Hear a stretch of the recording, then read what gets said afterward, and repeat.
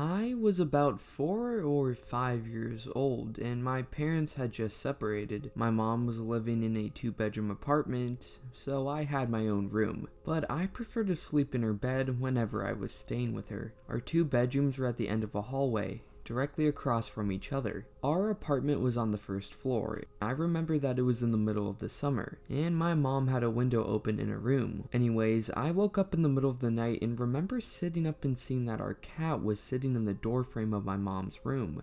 This was strange because our cat was typically always in bed with us. As I was watching him, he walked into my bedroom and meowed. I turned to face my mom and wake her up. In the 3 to 4 seconds it took her to wake up and ask me what was wrong, we both looked back up in the doorframe and there was a man standing by my open door, making his way out of my bedroom. I still don't know how she managed to do it so quickly, but my mom proceeded to pick me up and literally throw me out of the screen window. It was only a 3-foot drop to the ground though. She quickly followed and we were able to start screaming for help and had someone call 911. The police came but didn't see any signs of forced entry, only that our front door was unlocked, which led them to believe the man must have exited that way.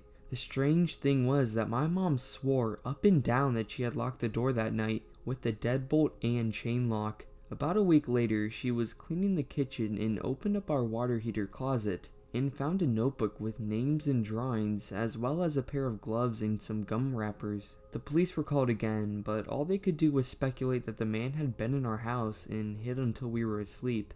A few years ago, my brother would get a call on his cell phone around 2 to 3 a.m. every night. He would answer and it was this hellish sounding noise, like static mixed with screams. He changed his cell number after a month of this and it stopped. Then, after a week or so, it began again. The exact same noise. Exact same time. Finally, one day, he decided to backdial the call. It was an old man that had no clue what he was talking about. Still, the calls persisted. If he didn't answer, it would call a few more times. No messages were ever left. He decided to say, screw it. Ended his contract with his phone company, switched to a new one, and then got another new number. The screaming static calls continued after a short delay. By this time, he was terrified every night, unsure why this was happening. He backed out the number again and just got a different person. Around this time, he lost his job and his phone. The call stopped, of course. His phone was disconnected now. So one day, my mom asked me to listen to this weird message she got on her home phone. It was the static screaming. We showed my brother and he was freaking out. He backed out the number again and it said the number was disconnected this time. We never heard that noise ever again. When I was in college, during finals week, my 2 best friends and I would meet up after a long night in the library to smoke some pod and go our separate ways for the night. They lived on campus while I lived off. I would pick them up in my car when I got done studying and we'd park down in a large commuter parking lot overlooking a large river and woods. It was about midnight and we were doing the usual, smoking and listening to music, when we noticed a local police officer driving around with a spotlight in this nearly empty parking lot. Paranoia set in, so we put out the bowl and waited in silence for him to leave. Eventually he left and we continued on. All of a sudden, this woman came out of nowhere, totally ragged, and stopped in front of my car, staring into the windshield at us.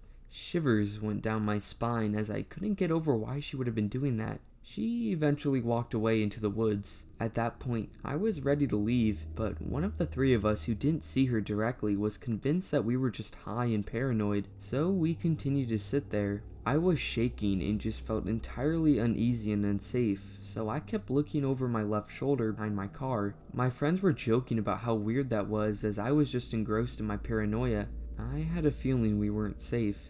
A few minutes later, I had begun to look over my shoulder less and less, but I happened to look behind my car to see that same woman sprinting towards the driver's door with a knife in her hand. My sympathetic nervous system kicked in and I started the car without saying a word and completely just booked it out of the parking lot, not stopping until I was off campus entirely. She had creeped around all the cars in the parking lot, going all the way around the perimeter to attack my car from the back. Later, we found out the police were looking for her. She had previously killed her husband and the woman he was cheating with. The police were sure she was going to try to steal my car with violent force. Hands down the scariest thing that has ever happened to me.